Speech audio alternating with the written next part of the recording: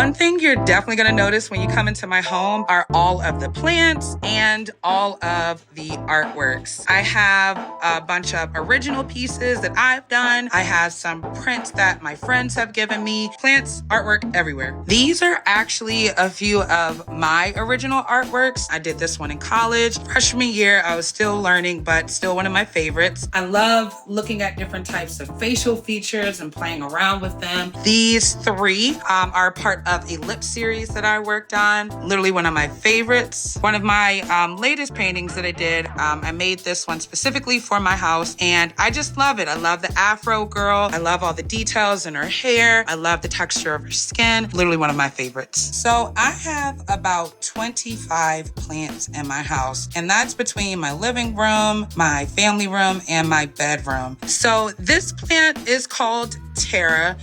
She's my monstera. I've had her the longest, and she is my most dramatic baby, but I have repotted her. I've constantly trimmed her. She is in the middle of healing herself right now from a repotting, so she's gorgeous. I love her. I think it's important to put effort into how my home looks because it's a reflection of my style. This is where I want to feel most like myself. There's a lot of artworks that reflect a lot of Black female empowerment, female artistic empowerment. It's a lot of female energy flowing throughout this house just with the artwork, my plants, bright, beautiful colors. I love everything about my home.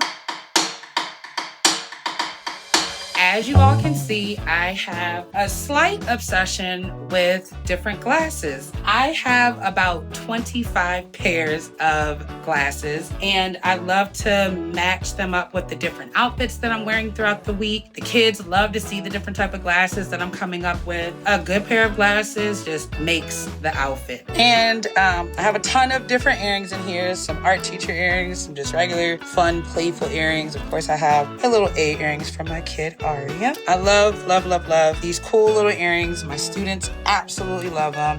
And they have no idea what these are. My number one piece of advice for making your house a home is to make sure that you're making your house the number one place that you want to be. It has become my safe haven. I love coming straight home. I love relaxing at home. I love inviting my friends over to my home. It's my favorite place to be, and that is my biggest piece of advice in order to make your house a home.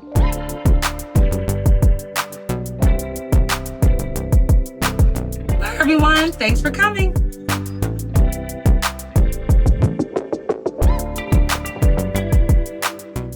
Welcome to my classroom, my home away from home. Come on in. My classroom has 7 tables with 4 chairs per table. Each chair is assigned one of 4 colors, which determines that person's job for the table. For example, if a student is sitting beside a pink square at their table, their job for that table may be getting the table caddy, and everything that is in that table caddy, all the supplies, are put back where they belong. I have dozens of random rainbow sets all throughout my classroom, from dry supply rainbow caddies to wet supply rainbow caddies to hanging rainbow buckets in my back windows to rainbow crayons hanging above my tables. Rainbow sets really help me in my classroom space because I use it as an organizational tool for myself and for my students. My students know where everything is based on my rainbow organization tools, and it really helps my students figure out where things are, and it helps them be independent learners in my space. I see about 21 classes a week, and on average, each class has about 24 students. That's over 500 students I teach each week. That's a lot of students, a lot of personalities, a lot of emotions, a lot of everything each week. This wall in my room, or these cabinets, I have devoted to my Artists of the Month.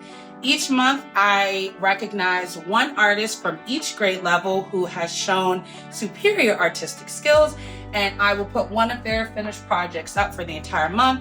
An announcement goes out, their parents are notified, and it's a good way to give the students ownership and just showing some acknowledgement to the work that they do in the art room. And they love seeing their artwork up for the entire month. Over here, this is where you'll find my weekly outcomes. As most art teachers know, the second your students come in, they're always asking, what are we doing? What are we doing? What are we doing? When my students come in, they know to check the board for the outcome, and they know to check this board to see the project samples, so they always know what they're doing every time they come into the art room. This is my desk area. As you can see, I absolutely love it when my students make artwork for me.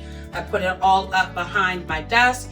And one thing that I highly recommend for any teacher is creating some sort of boundary line to separate your personal space from your classroom. I highly recommend this for all teachers. These bins right here are game changers. I made these bins to keep all of my project supplies in. So I know that I can open up this bin and find all of the project supplies for each project that my grade levels are working on.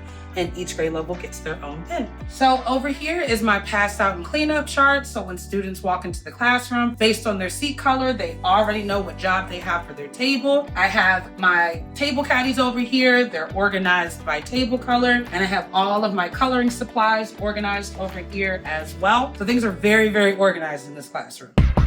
A lot of the spaces in my room have a purpose that allows my students to independently work and maneuver while also creating a very relaxing and calming environment for them. This area is my art library. A lot of times when I have early finishers, they have access to come over here to grab a book. I have all of my books organized by different categories like drawing books, artist books, and then there are a plethora of coloring sheets. So this is my early finishers / stations cart.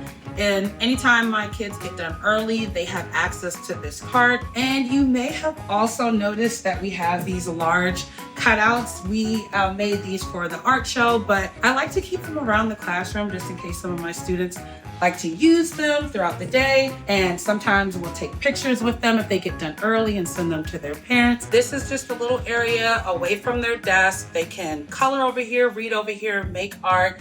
It's right beside my desk, and I find that a lot of my kids prefer working over here. It's just relaxing, fun place to be. It's important for me to put effort into my classroom because this is where I spend the majority of my time, and I want my classroom to be a reflection of my expertise, my style, and my creativity. That's why there's a lot of rainbows, there's a lot of organization in here, and there's a plethora of art materials that my kids can use all throughout the day.